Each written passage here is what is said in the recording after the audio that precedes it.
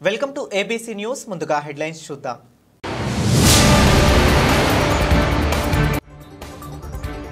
కొత్తగా 360 వితంతు పెన్షన్లు. సుపరిపాలన తొలి అడుగు ప్రారంభ కార్యక్రమంలో ఎమ్మెల్యే ఆదిరెడ్డి శ్రీనివాస్.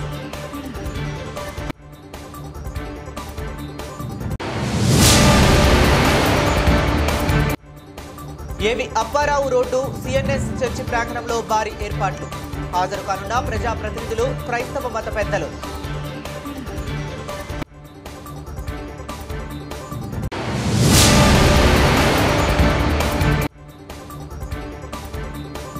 సుపరిపాలనలో తొలి అడుగు కార్యక్రమం. అడుగడుగునా లబ్ధిదారులు, కూటమి నాయకులకు నీరాజనాలు. ఇక డీటెయిల్స్ లోకి వెళితే రాజమండ్రి సిటీ నియోజకవర్గంలో అర్హులందరికీ ఇళ్ల పట్టాలు, పెన్షన్లు, రేషన్ కార్డులు మంజూరు చేస్తామని సిటీ ఎమ్మెల్యే ఆదిరెడ్డి శ్రీనివాస్ స్పష్టం చేశారు. ప్రభుత్వం పిలుపు మేరకు సుపరిపాలన తొలి అడుగు కార్యక్రమాన్ని బుధవారం ఆయన 1వ డివిజన్ నుండి ప్రారంభించారు. ఈ సందర్భంగా ఎమ్మెల్యే ఆదిరెడ్డి శ్రీనివాస్, టీడీపీ రాష్ట్ర ప్రధాన కార్యదర్శి Ganni Krishna, AP Settibalija corporation chairman Kudipudi Satyababu, Rajamahendravaram city పరిశీలకులు బొల్లా ప్రసాద్, రాష్ట్ర కార్యనిర్వాహక కార్యదర్శి ఎర్ర వేణుగోపాల రాయుడు, కార్యదర్శి కాశీ నవీన్ కుమార్, నాయకులు వరే శ్రీనివాస్, మజ్జి రాంబాబు, బుడ్డిగ రాధా, ఉప్పులూరు జానకిరామయ్య తదితరులతో కలిసి డివిజన్ ఇన్ఛార్జ్ కడలి రామకృష్ణ పర్యవేక్షణలో ఇంటింటికి వెళ్లి ప్రజల అభిప్రాయాలను అడిగి తెలుసుకుని మైటీడీపీ యాప్ లో ఫోటో అప్లోడ్ చేశారు. ఈ సందర్భంగా ఎమ్మెల్యే ఆదిరెడ్డి వాసు మాట్లాడుతూ, కూటమి అధికారంలోకి వచ్చాక ఎన్ని ఆర్థిక ఇబ్బందులు ఉన్నప్పటికీ అభివృద్ధి, సంక్షేమ పథకాలు అమలు చేస్తామని తెలిపారు.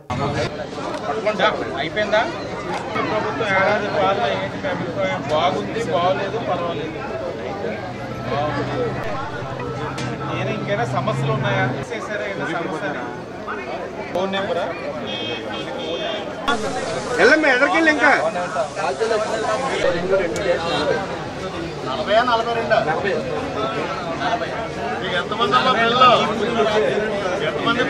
ఏదైతే తెలుగుదేశం పార్టీ ఒక కార్యక్రమాన్ని ఈ రోజున రూపొందించడం, దాన్ని ఈరోజు ప్రారంభించడం జరుగుతూ ఉంది.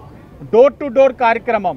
ఈ డోర్ టు డోర్ కార్యక్రమంలో ఏదైతే తెలుగుదేశం పార్టీ వారు క్లస్టర్స్ కానీ, యూనిట్స్ కానీ, బూత్ ఏజెంట్స్ కానీ అందరూ కూడా ప్రతి ఇంటికి వెళ్ళడం, ఆ ఇంటి దగ్గర ప్రజలతోటి మాట్లాడి, ఏదైతే ఒక యాప్ ఉంది మైటీడీపీ యాప్ అని, ఆ యాప్ ద్వారా ప్రజల యొక్క డేటా యాప్లో ఉంటుంది. ఆ యాప్ ద్వారా ప్రజలతోటి చర్చించి వాళ్ళకి ప్రభుత్వ పనితీరు ఎలా ఉంది, ఆ పనితీరుని మేము తీసుకోవడం, పార్టీ ఆఫీస్కి పంపించడం ఆన్లైన్లో. పనితీరుతో పాటు ఇంకేదైనా సమస్యలు ఉన్నాయో కూడా అడిగి, ఆ సమస్యలు కూడా అన్నీ కూడా పార్టీ ఆఫీస్కి తెలియజేసే కార్యక్రమాన్ని ఈరోజు తీసుకోవడం జరిగింది. ఈరోజు మాకు ఏదైతే రాజమండ్రి సిటీ నియోజకవర్గంలో ఈరోజు అధికారికంగా ప్రారంభించుకున్నాం. సాయంత్రం నుంచి 42 వార్డుల్లో క్లస్టర్స్, యూనిట్స్, బూత్ అందరూ కూడా క్షేత్రస్థాయిలో ప్రజల దగ్గరికి వెళ్ళి ఈ సంవత్సరం పొడుగునా ఇచ్చిన మాటకు అనుగుణంగా పెన్షన్ పెంచిన 1000 రూపాయలతోటి సంతృప్తిగా ఉన్నారా లేదా, గుంతలు లేని రోడ్ల వల్ల సంతృప్తిగా ఉన్నారా లేదా, దీపం పథకం కింద ఏదైతే గ్యాస్ సిలిండర్లు ఇస్తామన్నాం ఉచితంగా అది అందుతుంది. అలాగే తల్లికి వందనం సమస్యలు ఉన్నాయి. కొన్ని గత ప్రభుత్వంలో చేసిన మ్యాపింగ్ సమస్య వల్ల చాలామంది ఇబ్బంది పడతా ఉన్నారు తల్లికి వందనం. ఆ సమస్యలను కూడా గ్రీవియన్స్ రూపాలలో రాష్ట్ర ప్రభుత్వానికి తెలియజేస్తామన్నాం. అది కూడా పరిష్కరించి వాళ్ళందరికీ నిధి ఇచ్చే కార్యక్రమం ఆ ఎడ్యుకేషన్ డిపార్ట్మెంట్ వారు కూడా చేస్తూ ఉన్నారు. మరో పక్కన రేషన్ కార్డ్స్, గత 5 సంవత్సరాలు ఒక్క రేషన్ కార్డు కూడా ఇచ్చిన పాపానికి పోలేదు వైఎస్ఆర్ కాంగ్రెస్ పార్టీ. ఈరోజు ఈ నియోజకవర్గంలోనే 5100 కొత్త రేషన్ కార్డు, అది ఎడిషన్ కానీ, డిలీషన్ కానీ, ఇతరితర రూపాన ఏదైనా కానివ్వండి, రేషన్ కార్డులు అర్జీలు పెట్టుకున్నారు. ఈ 5100 రేషన్ కార్డు కూడా అతి దగ్గరలో ఇవ్వబోతా ఉన్నాం. రేషన్ కార్డు ఇచ్చిన వెంటనే కొత్త పెన్షన్స్ కూడా ఇవ్వబోతా ఉన్నాం. ఇప్పటికే వితంతు పెన్షన్ కొత్తవి వచ్చినాయి. రాజమండ్రి మాజీ ఎంపీ హర్షకుమార్ కామెంట్స్. పోలవరం ప్రాజెక్టును ముఖ్యమంత్రులు తమకు అనుకూలంగా మార్చుకుంటున్నారన్నారు. వారికి నచ్చిన కాంట్రాక్టర్లకే పనులు కట్టబెడుతున్నారు.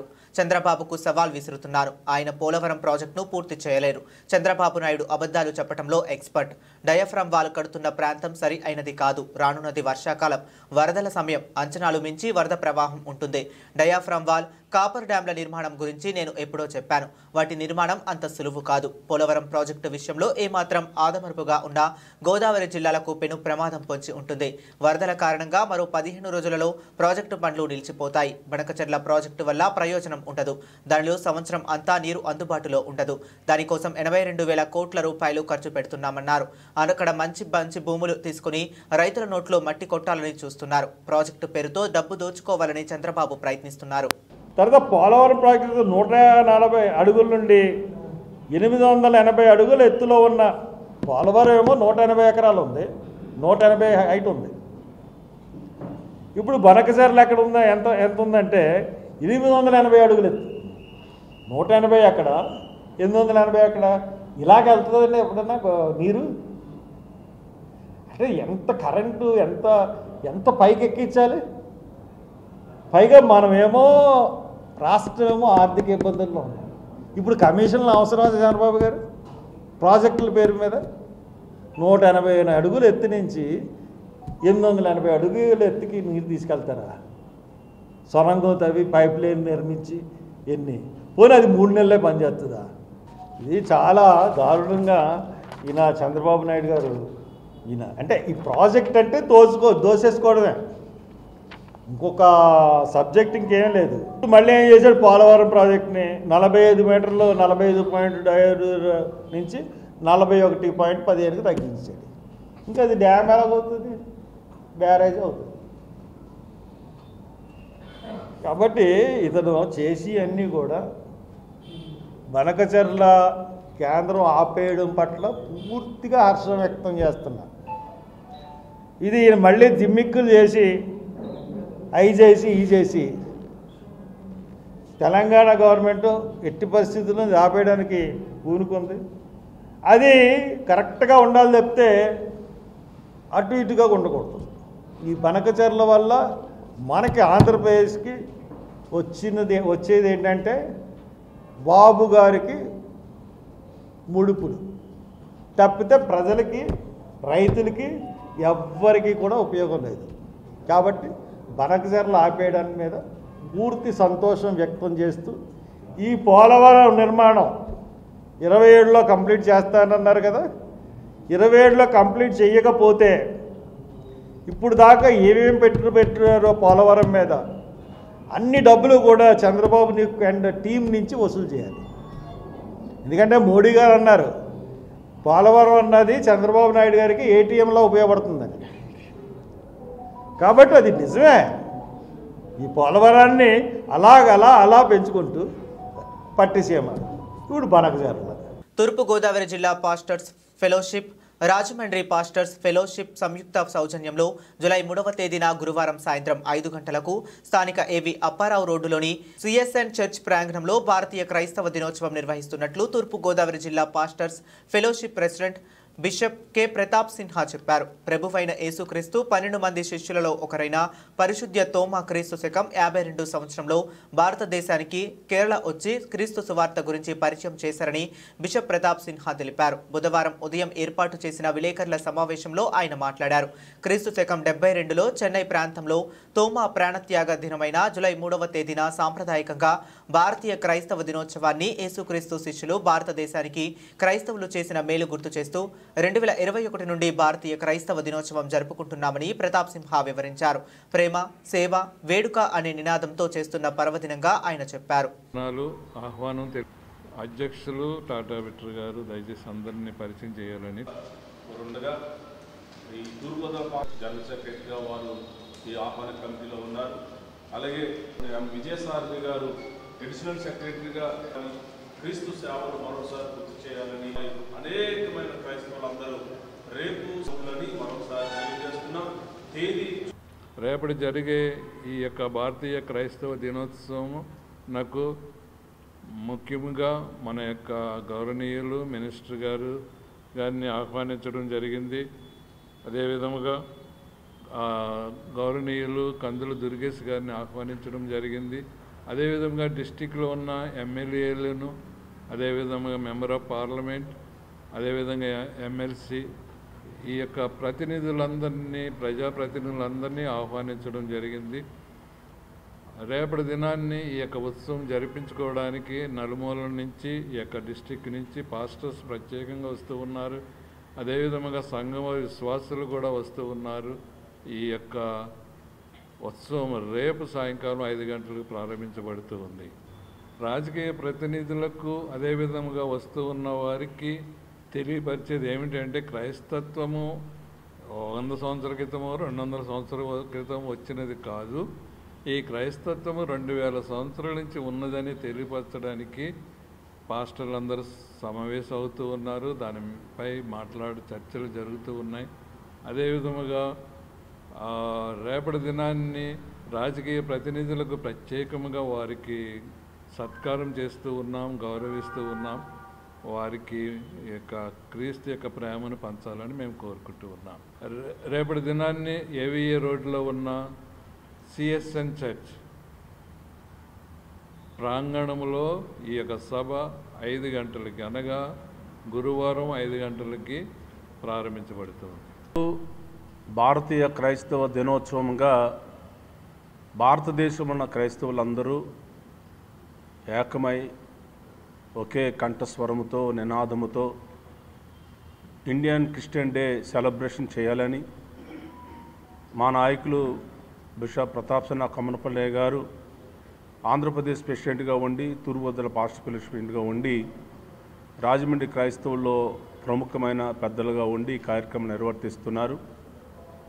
ఈ కార్యక్రమం క్రైస్తవ దినోత్సవం అంటే క్రీస్తు ప్రేమను తెలపడం, యేసుక్రీస్తు ప్రభు శిష్యులు అలాగే భారతదేశంలో క్రైస్తవులు భారతదేశానికి చేసిన సేవను గుర్తిస్తూ ఒక వేడుకగా చేయాలని, ఈ వేడుకలో రాజమండ్రిలో కాదు ప్రపంచమంతా భారతదేశమంతా ఆయా క్రైస్తవ ప్రతినిధులు సేవా దృక్పథం కలిగి స్వచ్ఛంద కార్యక్రమాలు ఎవరికి వారు చేస్తూ ఒక వేదికగా రాజమండ్రిలో తూర్పుగోదావరి పాస్టర్ ఫెలోషిప్ పక్షాన రాజమండ్రి పాస్టర్ పక్షాన సారథ్యంలో జరుగుతున్న వేడుక రేపటి దినం కేవలం పెద్దలను గౌరవించడం, క్రీస్తుని ప్రేమను చాటడం. ఇది సిఎస్ఎన్ చర్చిలో జూలై 3వ తేదీ సాయంకాలం జరగనుంది. శ్రీ శృంగేరి పీఠాధిపతులు ఆశీస్సులతో వృద్ధ బ్రాహ్మణులు రాజమండ్రిలో ఉన్న వృద్ధాశ్రమ మును ఉన్నత వ్యక్తులు కమిటీ మరియు ప్రధాన బాధ్యతలు నిర్వహిస్తున్న విశ్వనాథ భాస్కర రామారావు ఆధ్వర్యముగా ప్రశాంతముగా జరుగుతున్నది. వృద్ధులకు నిత్యము సరఫరా చేయు భోజనాలు వగైరాలు నిలుపుదల చేయుట, వృద్ధులతో అనవసర వాగ్వివాదాలు చేయుచు గత నెలలో పాచిపని సిబ్బంది సంరక్షకుల మధ్య జరిగిన సంఘటన పెద్దదిగా చేసి వారిని విధుల నుండి బహిష్కరించుటయు, వృద్ధుల ఊహించని సహించలేని వృద్ధులు ఆశ్రమ ప్రవేశము ముందు యాజమాన్యం వారు కొన్ని నిబంధనలకు అంగీకరిస్తున్నట్లు సంతకం చేయించుకున్న నిబంధనలు ఎవరికీ తెలియకపోవటమే మధ్యకాలంలో స్వతహాగా మంచి మనస్తత్వము గల కమిటీ వారు విశ్వనాథ భాస్కర్ రామారావు వగైరాల ద్వారా కుటిల కపట నైపుణ్యంతో వారి ఉద్యోగ ఉనికి కాపాడుకోవటానికి మేనేజర్ మధు లిఖితపూర్వక ఆంక్షలు విధించడమే కాక వంట చేయు శ్రీనివాస్ మధు గారి వత్తాసుతో తోటి మహిళను దుర్భాషలు ఆడుటయే కాక అసభ్య ప్రవర్తన కారణంగా వంట మహిళలు అన్య మనస్తులతో చేయు వంట పదార్థములు రుచులు తేడాగా ఉండి వృద్ధులు ఆ పదార్థాలు సద్వినియోగము చేసుకోలేకపోతున్నా నిజానికి వృద్ధుల నుండి రుసుమును వసూలు చేస్తూ జామ ఖర్చులు మాత్రమే తప్ప ఏ ఇతర పని చేయని మేనేజర్ మధు గారు వృద్ధుల యోగాక్షేమాలు చూస్తూ అనారోగ్యం నుండి కాటికి పంపే విషయంలో కూడా తోటి సిబ్బంది మరియు వృద్ధుల సంరక్షకుల సహకారంతో సిబ్బంది సత్యనారాయణ చేయు సేవలు మధు గారు జీర్ణించుకోలేక రుసుములు చెల్లిస్తూ కాలక్షేపం చేస్తున్న వృద్ధులకు ఏ విధమైన సేవలు అందించరాదని మేనేజర్ మధు మౌఖికంగా ఆదేశాలు జారీ చేయడం కారణంగా వృద్ధులు ఇబ్బందులకు లోనవుతున్నారు. తల్లుల పొత్తిళ్లలో ఉండే పసివారిగా భావించి వృద్ధుల ఆరోగ్య వగైరా అవసరాలు ఆశ్రమ వారు గతం వలె నిర్వహించని కారణంగా ఇప్పటికే ఒకరిద్దరు వృద్ధులు ఆశ్రమ నిష్క్రమణ చేశారు. అంటే మీకు మోరల్ సపోర్ట్ ఉంది కానీ మేము ఏం చేయలేకపోతున్నాం వాళ్ళ పిల్లల గురించి భయపడారు. మొత్తం 50 రూములు అండి అయ్యా. 50 రూముల్లో సుమారుగా 85% ఉన్నారు. మేము 15,000 కడుతున్నాం. డిపాజిట్ 20,000 కాషన్ డిపాజిట్ అంటే వెళ్ళిపోయేటప్పుడు ఇచ్చేయడానికి. ఇది కాక డొనేషన్ 50,000 కట్టాం ప్రతి ఒక్కళ్ళు బిగినింగ్ లో. అది నాన్ రిటర్నబుల్. ఇదండి ఆ 50,000 రావు. డొనేషన్ మేము సమ్మతం అయ్యే ఇచ్చాం. ఇంకో విషయం, మా చేత కొన్ని సంతకాలు పెట్టించుకున్నాం ఇవి నిబంధనలు అందని. ఆ నిబంధనలు ఏమిటో మాకు కాగితం రూపంగా మాకు ఇవ్వలేదు కదా, మాకు చూపించలేదు. లేదండి, ప్రింటెడ్. అది కూడా మీకు ఇస్తాను, నేను తెప్పించాను. అంటే దీనికి సంబంధించిన ప్రాపర్టీస్ ఉండొచ్చు. అవును, సంతకాలు పెట్టినప్పుడు చూసుకున్నారా? అది చూపించకుండా మీరు ఇక్కడ సంతకం పెట్టండి మీకు అన్నారు. అది వాళ్ళు చదవండి అని అంటారు, కానీ చదవడానికి తగినటువంటి టైం ఒక మీకు రూమ్ అలాట్ చేసాం, మీరు వెళ్ళిపోయి అందులో కూర్చొని మీకు ఇష్టం వచ్చే సంతకం పెట్టండి అన్నారు. సంతకం పెట్టకపోతే మాకు అందులో రూమ్ అలాట్ చేయరు. ఇది చదివి ఎప్పుడు సంతకం పెడతాం, ఎప్పుడు వస్తాం, ఎప్పుడు పెడతాం, ఆ వయసు అది. ఇంకా ఇంకోటి, ఇప్పుడు పిల్లల్ని మన ఆడవాళ్ళది ఒళ్ళలో కూర్చోబెట్టుకుని ఎంతో లాలిస్తారు. మా వయసు వాళ్ళని నేను ఇంత గట్టిగా మాట్లాడుతున్నాను, లేకపోతే ఏదో ఓపిక, నాకు 84 నడుస్తుంది. ఓపిక ఏంటంటే మొండితనం కొద్దీ బలవంతంగా పిల్లల్ని కాదనుకుని నేను బయటకు వచ్చేసాను. ఇలాంటి వాళ్ళని వాళ్ళు ఎంతో లాలనగా చూడవలసింది పోయి మా మీద ఆంక్షలు పెడుతున్నారండి. ఈ ఆంక్షలు న్యాయమా అన్యాయమా అనేటువంటిది వాళ్ళ దృష్టికి రాలేదేమో అనిపిస్తుంది. ఎవ్వరు బయటికి చెప్పలేరండి, నేను తప్ప. అంతే, ఆశ్రయం కోల్పోతారు. మరి నేను ఎలా వచ్చానంటే మీలాంటి వాళ్ళు అందరి సహకారంతో రూమ్ తీసుకున్నాను. కొంతమంది వచ్చారు నా దగ్గరికి, చూశారు. అందులోనే నేను చేతంటే సుమారుగా 60 మంది కుటుంబం నాది. అలాంటి వాళ్ళని వదులుకుని నేను ఇచ్చిన 6 గజాలు రూమ్లో ఉన్నాను. ఈ ఆశ్రమం బాగుంటుందని నేను నా భార్యతో ఒకప్పుడు 4 ఏళ్ల కింద వచ్చి చూసి బాగుందని వచ్చి, అమ్మ ఇదే మనకు ఆధారం అవుతుందంటే ఆవిడ వెళ్ళిపోయింది. ఆవిడ వెళ్ళిపోయిన తర్వాత నేను ఆధారం చేసుకుని ఇక్కడికి వచ్చినందుకు నాకు జరిగినటువంటి పరాభవమే అనుకోండి, అవమానమే అనుకోండి, లేకపోతే భరించరానటువంటి ఇబ్బంది అనుకోండి జరిగింది. నేను ఇప్పుడు వాళ్ళని ఆశ్రమం తీసేమని అన్నాం. శృంగేశ్వరి గారికి కూడా నేను ఇది తెలియపరిచాను, వారి దగ్గరికి వెళ్ళింది. మరి మా పరమేశ్వరుడు వాళ్ళకి ఏం తోపించాడో, వీళ్ళకి ఏం చెప్పాడో, వీళ్ళు ఏం ఫోన్లు చేశారో నాకు తెలీదు. కానీ ఇది వాళ్ళని నేను తప్పుగా అనుకోను, కానీ ఇటువంటివి వృద్ధాశ్రమాలు పెట్టిన వాళ్ళకి మీరు కొంచెం మంచిగా జరిగి బాగుండాలి. ఇప్పుడు మీరు కూడా మీ పెద్దవాళ్ళు లేకపోతే ఇంకా తరం వాళ్ళు ఎక్కడెక్కడ వాళ్ళు వృద్ధాశ్రమాన్ని ఆశ్రయిస్తారు. ఇటువంటివి జరిగితే ఇంక వృద్ధాశ్రమాలు ఎందుకు చెప్పండి? లేదంటే మీరు అలాంటి వాళ్ళు అందరూ తల 1000 రూపాయలు ఇస్తే ఎక్కడో అక్కడ ఉంటూ ఉంటారు, ఎవరు పడతారు. అలాంటి వాళ్ళు ఉన్నారు. మమ్మల్ని నడి రోడ్డు మీద పర్సన్ మెసేజ్ పెట్టాను, ఎప్పుడైతే మాకు రూమ్ సర్వీస్ ఇవ్వకపోతాను. దాని మీద కొంచెం బాధ కలిగింది భాస్కర్ రామారావు గారికి. నేను ఇటువంటివి ఎక్కడ చేయలేదు. నాకు దేవస్థానంలో ఉంటే మా ఆఫీసులోనే పెద్ద హాల్ ఉండి మీలాంటి వాళ్ళు అంతా వస్తే సరదాగా కాలక్షేపం చేసి ఎగ్జిక్యూటివ్ ఆఫీసర్ జాయింట్ కలెక్టర్ గారు ఆయన, నేను అంతా ఉండి చేసేవాడు. ఇలా ఇదే మొట్టమొదటిసారి నేను ఇలా బయటకు వచ్చి నా బాధగా కాకుండా ఆశ్రమ వాసులు అందరి బాధ చెప్పుకోవడానికి అవకాశం ఇచ్చారు మీరు అందరూ. నాది అన్నవరం ఉంది, అన్నవరం దేవస్థానంలోనే 50 సంవత్సరాలు చేసి ప్రధాన అర్చకుగా రిటైర్ అయ్యాను. అక్కడ ఏవో నా పోరాటాలు నేను చేసుకున్నాను, పెన్షన్ వస్తుంది. ఇది మీలాంటి వాళ్ళందరినీ కలవడానికి అవకాశం ఇచ్చాడు ఆ సత్యనారాయణ స్వామి.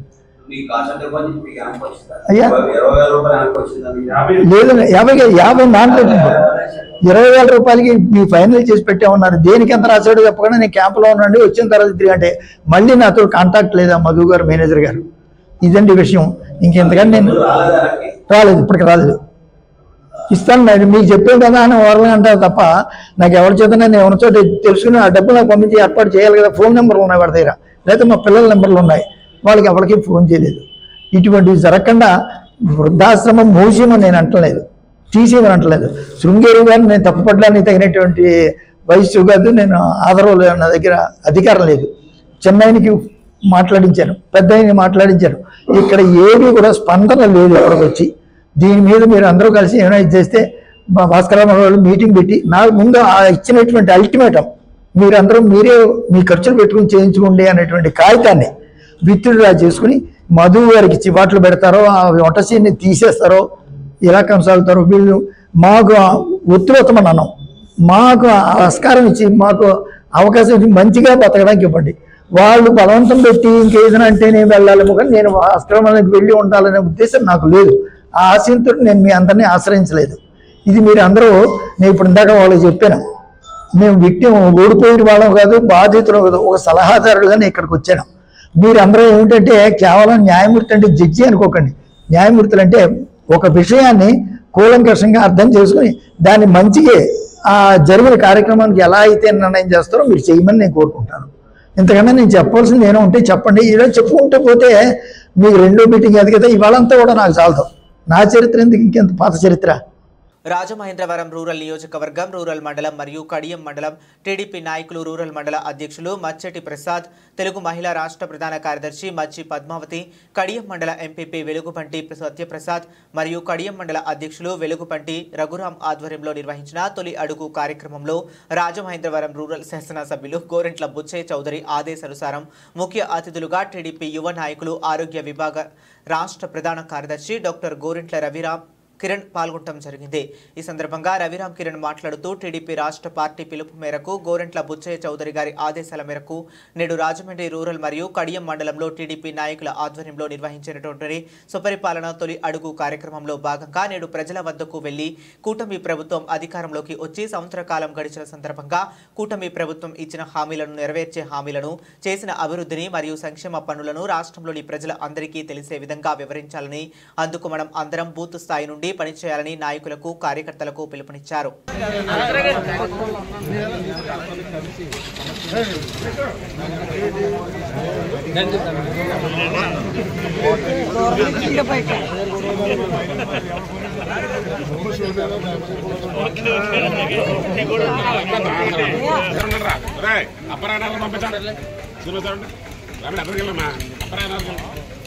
రాంబాబు గారు కనబడతలేదు, అలాగే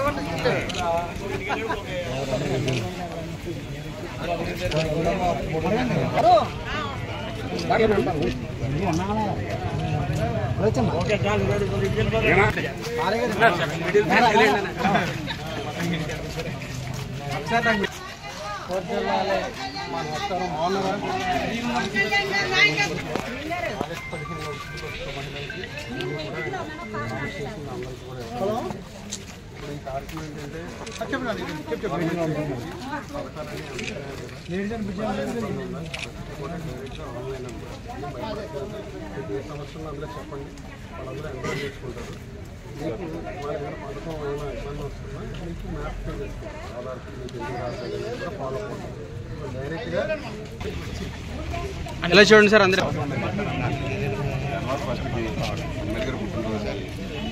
ఈ సంవత్సరం 2 సార్లు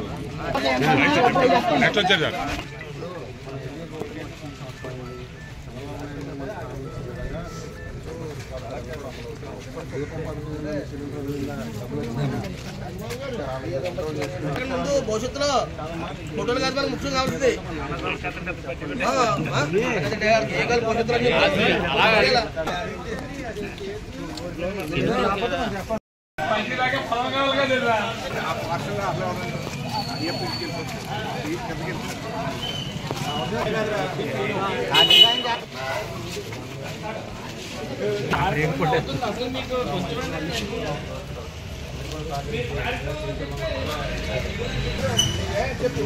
దేవి గారు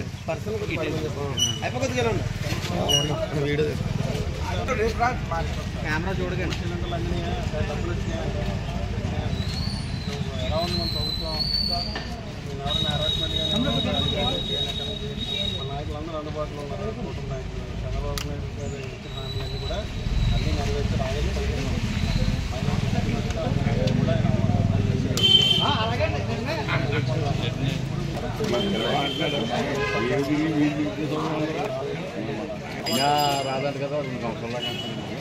కూటమి పాలనలో రాష్ట్రం పురోభివృద్ధి దిశగా పయనిస్తుందని జగ్గంపేట శాసనసభ్యులు జ్యోతుల నెహ్రూ వ్యాఖ్యానించారు. కాకినాడ జిల్లా టీడీపీ అధ్యక్షులు జ్యోతుల నవీన్తో కలిసి బుధవారం జగ్గంపేట మండలం సీతానగరం గ్రామంలో ఏడాదిలోపు సుపరిపాలన తొలి అడుగు కార్యక్రమంలో పాల్గొన్నారు.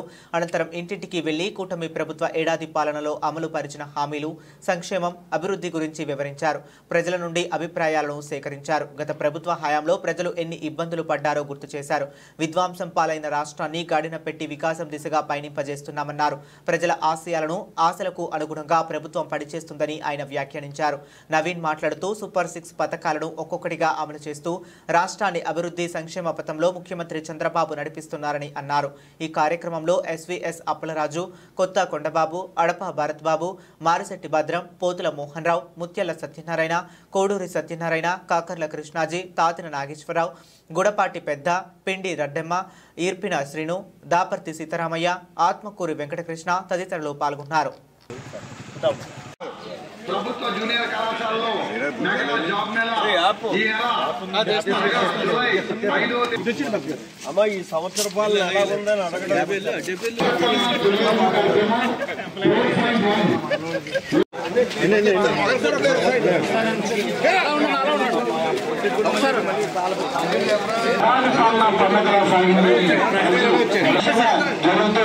అంచెలంచెలుగా సూపర్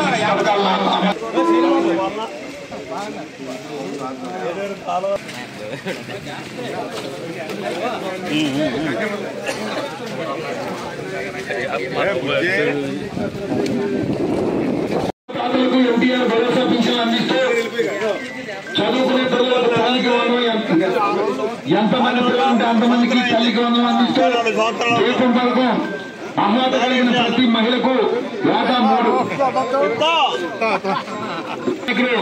జ్యోతులు ఎవరు గారు వస్తున్నారమ్మా మీ ఇంటి వస్తున్నారు మీరు అందరూ కూడా ముందుకు రండి ఇంటి బయట రండమ్మా అందరూ కూడా బయటికి రండి ఏడాది పాలనలో మంచి జరుగుతుందా చెడు జరుగుతుందా ఎలా ఉంది ఏంటని అడగడానికి వచ్చారు మరి మీరు నన్ను నెగ్గించారు కదా చంద్రబాబు నాయుడు ముఖ్యమంత్రి చేశారు బాగా ఉంది కదా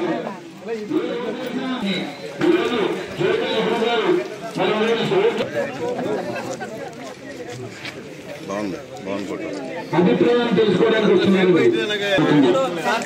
అన్ని రకాల నాయకులు అక్కడ చంద్రబాబు నాయుడు గారు మన కోసం ప్రతినిత్యం ఆలోచించారు. తొలడుగు కార్యక్రమ సందర్భంగా ఈరోజు సీతానగరం గ్రామంలో ఇంటింటికి పర్యటన చేసి మా పాలన ఏ రకంగా ఉంది, ఇప్పుడు చేసినటువంటి కార్యక్రమాలు చెప్పడం, భవిష్యత్తులో చేయాల్సినవి ఏంటి అని చెప్పేసి వాళ్ళు తెలుసుకోవడం కోసం తిరగడం జరుగుతుంది. అయితే సీతానగరం గ్రామం మరి ఇంచుమించులో అన్నీ కంప్లీట్ అయిపోయినట్టే. కానీ ఇక్కడ ఉన్నటువంటి ప్రాబ్లం ఏంటంటే మనకు జనం చెప్పింది మంచినీరు అన్నది పరిశుభ్రమైనటువంటి నీరు ఇవ్వాల్సినటువంటి అవసరం ఉంది. మంచినీరు అంటే వాడు నీరుతో కూడా కలిపి ఇక్కడ మంచినీరు ఇవ్వాలి. దేనికోసం అంటే ఇక్కడ బోర్లన్నీ కూడా శుద్ధతో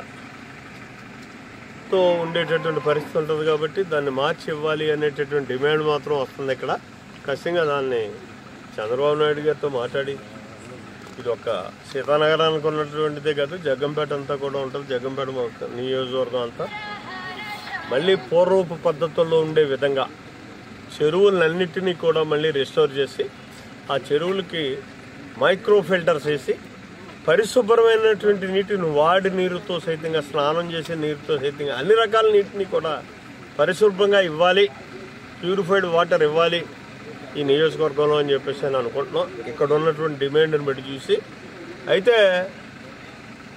ఎవరు చూసినా ఇక్కడ చాలా సంతోషంగా మీరు ఏదైతే స్పందన ఎలా ఉందన్నారో ఆ స్పందన చూస్తుంటే నాకే హ్యాపీ అనిపిస్తుంది.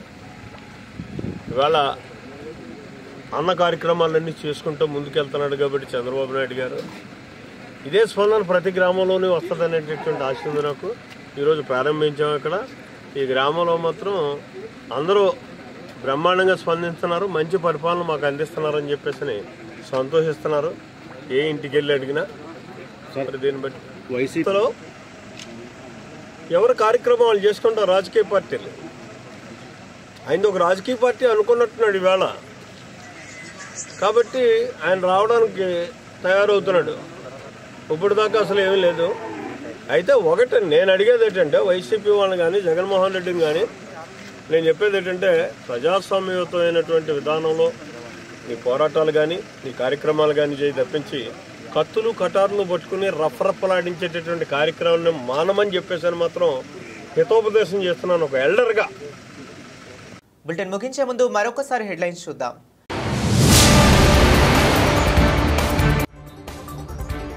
కొత్తగా 360 వితంతు పెన్షన్లు. సుపరిపాలన తొలి అడుగు ప్రారంభ కార్యక్రమంలో ఎమ్మెల్యే ఆదిరెడ్డి శ్రీనివాస్.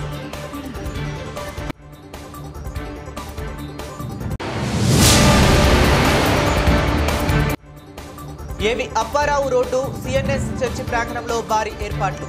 హాజరు కానున్న ప్రజాప్రతినిధులు, క్రైస్తవ మత పెద్దలు.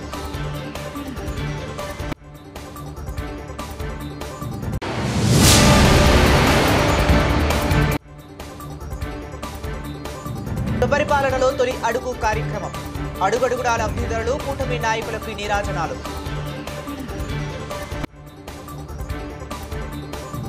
ఇవి ఇప్పటి వరకు ఉన్న అప్డేట్స్. మరిన్ని అప్డేట్స్ కోసం కీప్ వాచింగ్.